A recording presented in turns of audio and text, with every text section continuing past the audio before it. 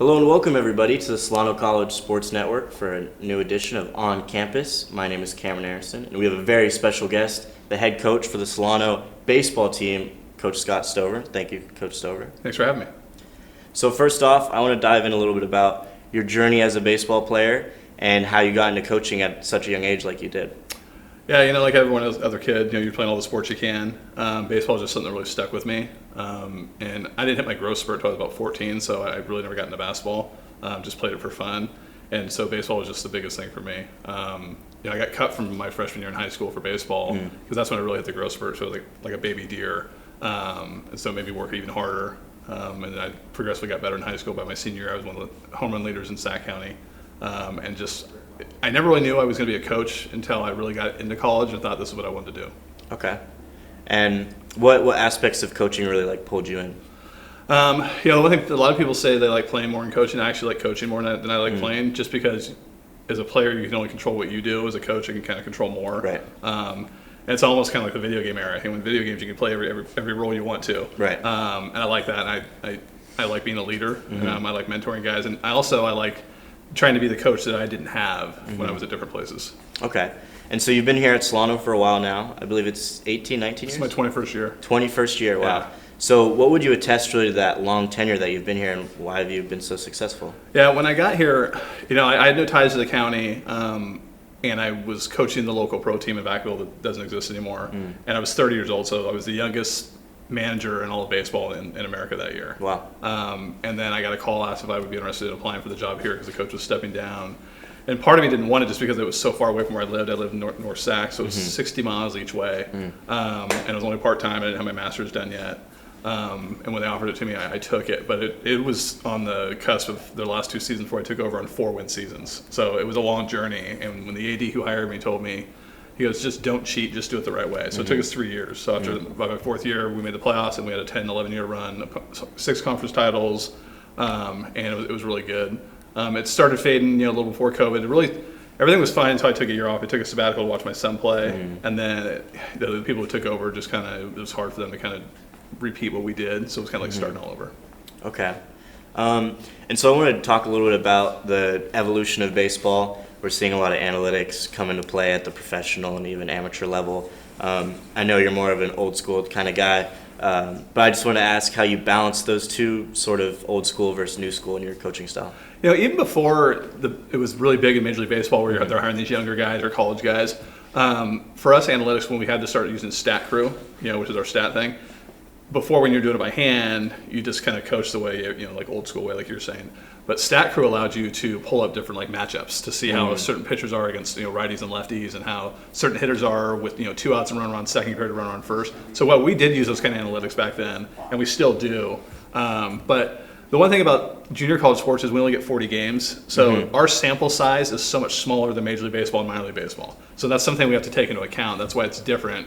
Me going from coaching in college and then going to do pro ball, and even going to coach in the summer leagues where you're playing 65 games in 2 months, so you're playing every day. Right. That's where your coaching style has to change, where analytics can't be used as much because you're just hoping you have enough pitching for that day. Right.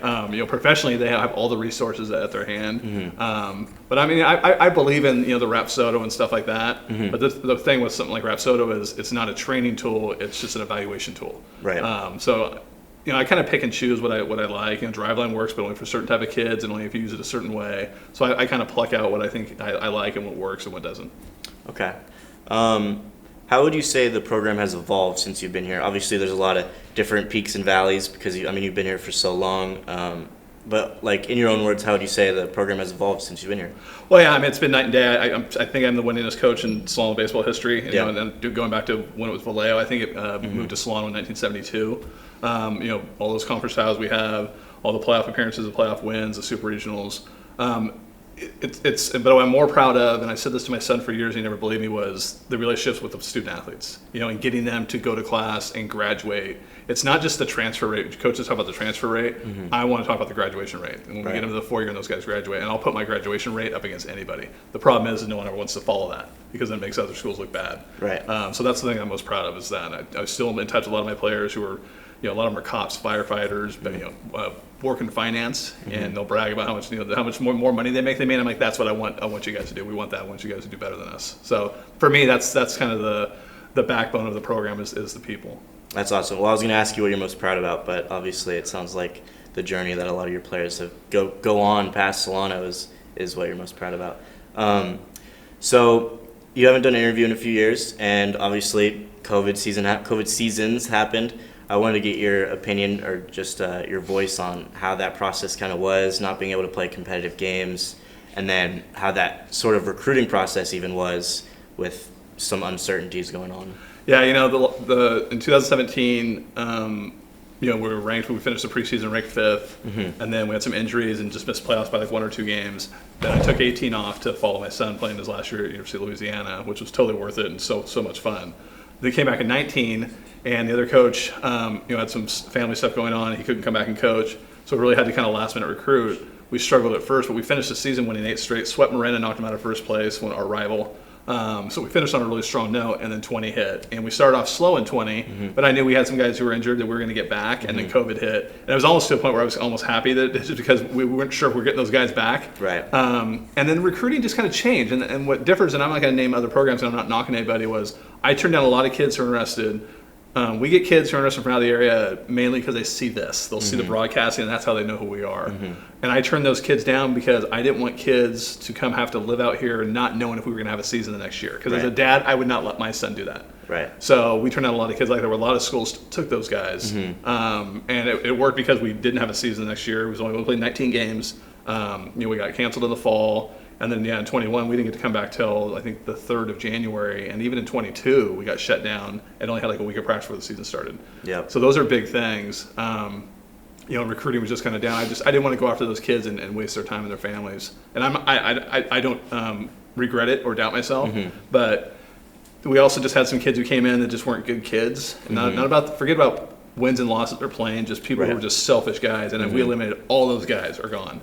So we brought in some kids this year that we really like. This might be the best collective group of kids, young men I've ever had, and that's going to contribute to a lot of our wins. So I want to ask about that. Obviously, a lot of optimism around the team you have right now, a lot of new guys coming into this year. You guys sound like you had a good fall. What are some names or what are you most excited about for this upcoming season? Yeah, one kid, Trey Trias is a kid that sticks out from Benicia because I got to coach him this summer and see, the kind of tools he has and really kind of early on develop him.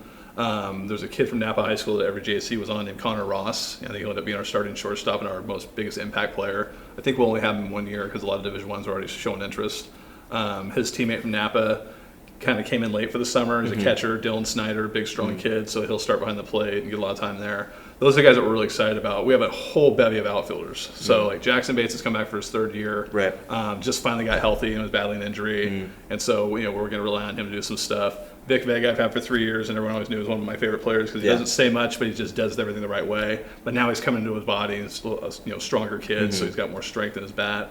There's we're kind of a coin flip at first base. Dylan Nazarati will play first, catch, and we were short pitching when we first started the fall because of injuries, and we had him pitch, and actually he's very effective on the mound, so he's going to pitch too. Interesting. I did actually hear that Dylan might get on the mound this year. Yeah, him and Cooper Hack. Like I said, with the fall, some injuries, so we just to get through some more inter squads and stuff, we just asked some of those guys to throw a little bit, and they actually were very impactful, so they're going to see some time on the mound. So the game doesn't make sense at times, and I don't question it. Right. So we're excited about it. The biggest thing is we want to make sure we keep everyone healthy and hope we don't get another outbreak here that shuts things down. It's important that we try to stay in shape and have these guys prepare before our first game. And we have our first scrimmages, I think, January 17th. So we got to make sure we're back out there on the 3rd like we're supposed to be. It's coming up soon. Well, best of luck this season, Coach Stover. Thank you for taking the time. That'll do it for here on the Solano College Sports Network for On Campus. My name's Cameron Harrison, and we'll catch you next time.